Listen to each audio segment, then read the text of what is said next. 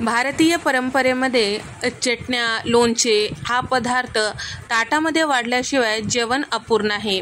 तर आजची जी रेसिपी आहेत अशाच 7 वेगवेगळ्या प्रकारच्या चटण्यांची रेसिपी. अशा चटण्या जर करून ठेवताल तर भाजीचीही गरज पडणार नाही. अगदी या चटण्यासोबत तुम्ही भाकरी, चपाती, भात आणि फुलका, पराठा, पुरी खाऊ शकता. तर साध्या सोप्या चटण्या कसं करायचं ते पाहूया. तर पहिल्यांदा पाहूया शेंगदाणा चटणी मराठवाडा पद्धतीची. तर इथे मी 2 कप शेंगदाणे थोडंसं 2 ते 3 चमचे तेल टाकून छान असं कुरकुरीत होईपर्यंत तेलामध्ये परतून घेतलेलं आहे. तर या शेंगदाण्याला जास्तीचा तेल नसतो, त्यासाठी थोडंसं वरतून तेल टाकल्यामुळे शेंगदाणा चटणी थोडीशी अशी ओलसर होती. थंड झाले की मिक्सरच्या भांड्यामध्ये टाकून घेतलेला मुठभर लसणाच्या पाकळ्या आणि सोबतच 1 चमचाभर जिरे, 3 चमचे इतकं लाल मिरची पावडर, चवीपुरतं मीठ टाकून घेतलेलं आहे. झाकण लावून मिक्सरला हलकसं रवाळ हे फिरवून घ्यायचं. अगदीच बारीक करायचं नाही किंवा अगदीच जाड ठेवायचं नाही. तुम्ही बघू शकता मस्त अशी ही चटणी साधारण 1-2 महिने अगदी व्यवस्थित राहते. गच्च झाकणाच्या डब्यामध्ये भरून ठेवायचं. ओला हात लावायचं नाही, म्हणजे चटणी छान टिकून राहते. तर थोडंसं तेल टाकल्यामुळे ही चटणी छान अशी चविष्ट बनते. तर इथे आता पाहूया मस्त अशी कढीपत्त्याची चटणी. तर साधी सोपी चटणी आहे. या अगोदर कढीपत्त्याच्या वेगवेगळ्या चटण्या मी अपलोड केलेल्या आहे, चॅनलवर जाऊन पाहू शकता. इथे मी साधारण 4 कप इतकं कढीपत्ता स्वच्छ धुवून पुसून थोडंसं फॅनला वाळू घातलेलं होतं, ते आता कढईमध्ये टाकून घेतलेलं आहे. साधारण 5 ते 6 चमचे इथे मी तेल टाकून घेतलेलं आहे. आणि आता आपल्याला ह्या तेलामध्ये हे कढीपत्ता छान कुरकुरीत होईपर्यंत परतून घ्यायचं आहे. जर कुरकुरीत झालं तरच आपली चटणी टिकून राहते, हे लक्षात ठेवा. आणि याचा थोडंसं कडसरपणा सुद्धा कमी होतो कुरकुरीत झाल्यामुळे. त्यानंतर इथे मी लाल मिरच्या साधारण 8 ते 10 टाकून घेतलेला आहे. तर मिरची तुमच्या आवडीनुसार तिखट कितपत आहे त्यानुसार तुम्ही टाकून घेऊ शकता. ते सुद्धा मिरच्या यासोबत परतून घ्यायचं, म्हणजे त्याला कुरकुरीतपणा येतो आणि यामधलं थोडंसं तिखटपणा सुद्धा कमी होतो. आणि सोबतच इथे मी अर्धा कप इतकं वाळलेली कोथिंबीर टाकून घेतलेली आहे, म्हणजे चटणी जास्त दिवस टिकून राहण्यासाठी इथे वाळलेली कोथिंबीर टाकून घेतलेली आहे. कोथिंबीर थोडंसं उन्हाला ठेवली की छान असं वाळल्यासारखं होते, ते आपल्याला चटणीमध्ये यूज करता येतो. तर इथे तुम्ही बघू शकता या पद्धतीने हे कढीपत्ता छान कुरकुरीत झालं की आता हे बाजूला काढून ठेवायचं आहे. आणि त्याचबरोबर आता कढईमध्ये साधारण 3 चमचे तेल टाकून घेतलेलं आहे. आणि सोबतच यामध्ये 1 कपभर इतकं फुटाण्याची डाळ आणि 15 ते 20 लसणाच्या पाकळ्या टाकून घेतलेल्या आहे. थोडंसं तेल टाकून भाजून घेतल्यामुळे आपलं जे फुटाण्याची डाळ आहे फार अशी कोरडी वाटत नाही चटणीमध्ये, त्यासाठी थोडंसं तेल टाकून भाजून घ्यायचं. सगळे जिन्नस छान असं भाजून झालं की एका ताटामध्ये थंड करायला ठेवलेलं होतं. पूर्णपणे थंड झालं की मिक्सरच्या भांड्यामध्ये टाकून घेतलेलं आहे. चवीपुरतं मीठ टाकून घेतलेलं आहे. आता झाकण लावून छान असं मिक्सरला हे फिरून घ्यायचं आहे. कढीपत्ता बहुगुणी आहे हे माहीत असून सुद्धा ताटाच्या बाहेर राहते. जर अशी चटणी करताल तर लहानांपासून मोठ्यांपर्यंत अगदी आवडीने खातील आणि त्याचे भरपूर फायदे आपल्या शरीराला मिळतील. आता पाहूया गॅस न पेटवता अगदी पटकन होणारी ही कच्च्या शेंगदाण्याची चटणी. साधी सोपी आहे आणि करायला अगदी 5 मिनिटात होते आणि खायला तुम्ही हे महिनाभर खाऊ शकता, अगदी खराब होत नाही. तर इथे मी कच्चे शेंगदाणे 1 कपभर इतकं घेतलेलं आहे. आणि इथे मी सुक्या मिरच्या लाल असलेल्या साधारण 7 ते 8 चमचाभर जिरे, मुठभर इथे मी लसूण टाकून घेतलेलं आहे. चवीपुरतं मीठ टाकलेलं आहे. झाकण लावून आपल्याला थोडंसं रवाळ ओबडधोबड असं हे मिक्सरला फिरवायचं आहे. पहा मस्त अशी कच्च्या शेंगदाण्याची चटणी तयार झालेली आहे. आणखीन एक टिप म्हणजे जर मिरच्या ज्या आहेत थोड्याशा ओल्या असतील किंवा थोड्याशा कुरकुरीत नसतील तर मिक्सरला फिरल्या जाणार नाहीत. थोडंसं गरम करून जरी घेतलं किंवा उन्हाला ठेवल्यानंतर मिक्सरला फिरवलं तरी छान चटणी तयार होते. ही चटणी छान कोरड्या बरणीमध्ये भरून ठेवायची आहे. आता पाहूया डाळी मस्त मिक्स करून केलेली आंबट चटणी किंवा आंबट गोड चटणी. तर याला मिरम चटणी सुद्धा म्हणतात. तर ही चटणी मराठवाड्या आणि त्याचबरोबर साऊथ इंडियन पद्धतीने केलेली आहे.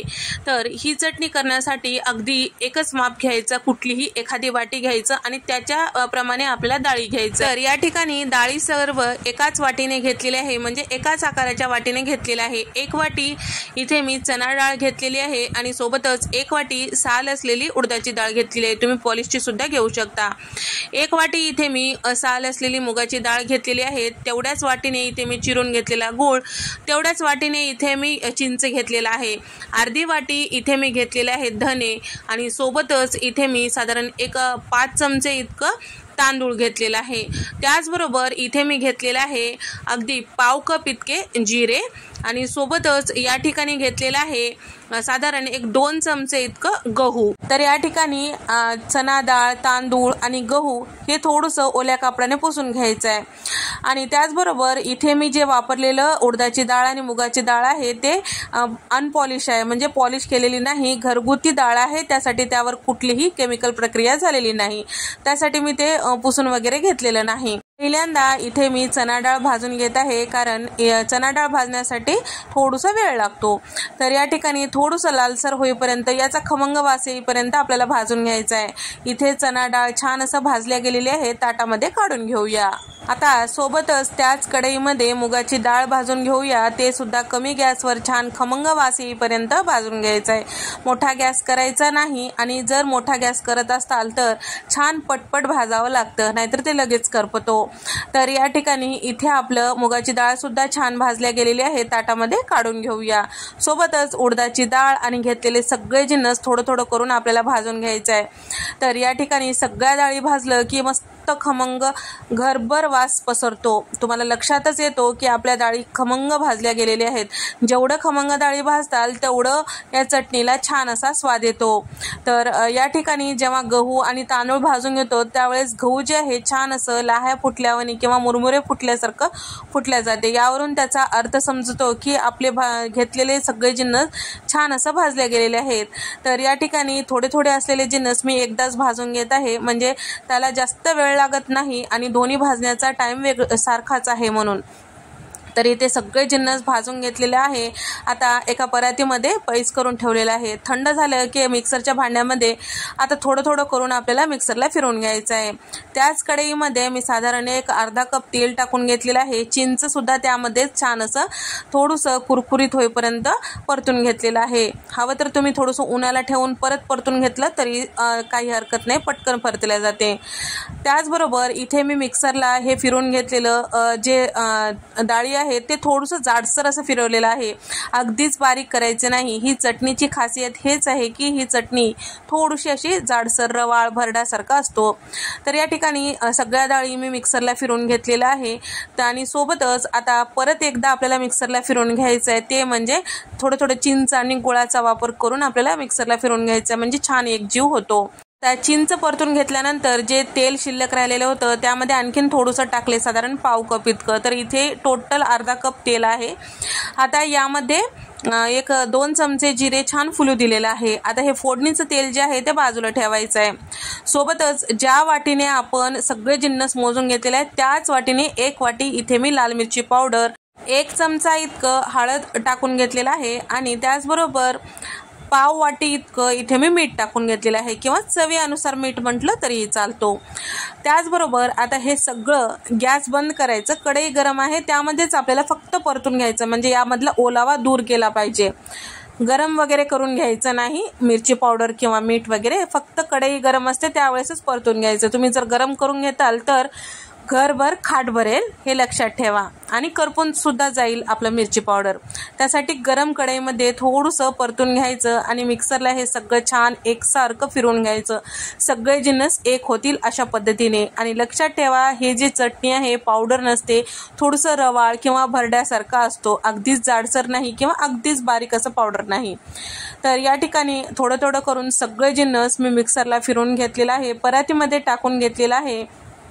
थंड झाल्यानंतर हे डाळी फिरवून घ्यायचं नाही, थोडंसं कोमट गरम असते वेळेस मिक्सरला छान असं फिरल्या जाते. तर जे फोडणीचं तेल होतं ते सगळं आता ह्या जे डाळी आहेत परातीमध्ये काढून घेतलेले, मिक्सरला फिरवलेलं, त्याच्यामध्ये ते तेल टाकायचं आणि सगळं व्यवस्थित मिक्स करून घ्यायचं. तर या ठिकाणी तुम्ही बघू शकता छान अशी मस्त चटपटीत मिरम चटणी किंवा आंबट गोड चटणी तयार झालेली आहे. प्रमाण एकाच वाटीचं ठेवा. कमी प्रमाणात करायचं असेल तर छोटी वाटी घ्या. सगळे जिन्नस त्याने मोजून घ्या, म्हणजे तुमचं प्रमाण चुकणार नाही. वर्षभर ही आंबट गोड चटणी टिकून राहते. ही चटणी छान गच्च झाकण्याच्या डब्यामध्ये भरून ठेवायचं, हवेशीर ठिकाणी ठेवायचं आणि रोजच्या खायला छोट्या डब्यामध्ये काढायचं. ओला हात लावायचा नाही, ओला चमचा लावायचा नाही, म्हणजे चटणी छान वर्षभर टिकून राहते. तर ही चटणी कशी वाटली नक्की कमेंट करून सांगा. आंबट गोड चवीची ही चटणी तुम्हालाही नक्की आवडेल. आता पाहूया जवसाची चटणी. जवस खायला कोणालाही नको असते, पण चटणी जर करून ठेवताल तर आवडीने सगळे जवसाची चटणी नक्कीच खातील. इथे मी कढईमध्ये साधारण 1.5 कप इतकं जवस घेतलेलं आहे. एक अर्ध्या मिनिटासाठी हे जवस छान असं याचा कच्चेपणा दूर होईपर्यंत परतून घ्यायचं आहे. सोबतच कढई गरम झालेली असते आणि सोबतच तीळ भाजण्यासाठी फारसा वेळ लागत नाही. त्यासाठी 1/2 कप इथे मी तीळ सुद्धा टाकून घेतलेला आहे. ते सुद्धा यासोबत परतून घ्यायचं आहे. तीळ जवस छान असं तडतडू लागले की आपल्याला गॅस बंद करायचा आहे. त्यानंतर हे एका ताटामध्ये काढून घ्यायचं आहे. त्याच कढईमध्ये 1/2 कप शेंगदाणे सुद्धा टाकून घेतलेला आहे. शेंगदाण्याला हलकसं डाग लागेपर्यंत कमी गॅसवर भाजून घ्यायचं आहे. तर इथे शेंगदाणे सुद्धा छान असं भाजून झालेलं आहे. सोबतच याच मध्ये टाकायचं आहे आपल्याला फुटाण्याची डाळ 1/2 कप. तर फुटाण्याची डाळ जी आहे म्हणजेच डाळवं जे आहे आधीच भाजलेलं असते, फक्त त्याला कुरकुरीतपणा येण्यासाठी आणि मिक्सरला फिरवत्या वेळेस व्यवस्थित फिरल्या जावे म्हणून इथे मी भाजून घेत आहे. आणि सोबतच यामध्ये इथे मी 2 चमचे इतकं कढईमध्ये जिरे टाकून घेतलेलं आहे आणि मुठभर इतकं लसूण ते सुद्धा परतून घेतलेलं आहे. ताटामध्ये सगळे जिन्नस काढून घेतलेला आहे. इथे मी 2 चमचे लाल मिरची पावडर आणि छोट्या लिंबाच्या आकाराचा चिंच, चवीपुरतं मीठ, 2 चमचे चिरून घेतलेला गूळ टाकून घेतलेला आहे. मिक्सरला हे फिरवून घेतलेलं आहे. इथे आपली जवसाची चटणी तयार झालेली आहे. ज्यांना हाडाचे प्रॉब्लेम आहेत किंवा हाडाच्या मजबूतीसाठी अगदी उपयुक्त अशी ही चटणी आहे. जवस खा म्हटलं की नको असते, पण ही चटणी जर केली तर आवडीने लहानांपासून मोठेपर्यंत नक्कीच खातील. आता पाहूया मस्त पुदिना, कढीपत्ता आणि कोथिंबीर युक्त असलेली ही चटणी मस्त चटपटीत चवीची आहे. तर त्यासाठी इथे मी अर्धा कप शेंगदाणे कढईमध्ये टाकून घेतलेला आहे. हलकसं डाग लागेपर्यंत परतून घ्यायचं आहे. छान असं हे शेंगदाणे भाजून झालं की यामध्ये 1/2 कप इतकं फुटाण्याची डाळ म्हणजेच डाळवं टाकून घ्यायचं आहे. डाळवं भाजलेलं असेल तरी सुद्धा थोडंसं परतून घेतल्यामुळे छान याला खुसखुशीतपणा येतो. तर सोबतच हे भाजत्या वेळेस साधारण 2 ते 3 चमचे तेल टाकून घेतलेलं आहे, त्यामुळे खमंगपणा छान येतो. आणि त्याचबरोबर 1/2 कप इतकं यामध्ये तीळ टाकून घेतलेलं आहे. चमचाभर जिरे टाकून घेतलेलं आहे आणि त्याचबरोबर ते सुद्धा यासोबत परतून घ्यायचं आहे. जिरे आणि तीळ भाजण्यासाठी फारसा वेळ लागत नाही, त्यामुळे लास्टला टाकलेलं आहे.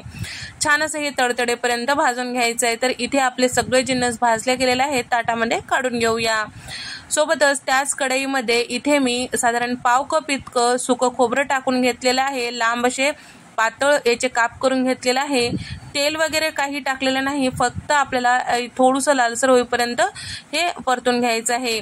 आता त्याच कढईमध्ये इथे मी कवळ्या देठासहित कोथिंबीर घेतलेलं आहे, साधारण 1 कप भर इतकं.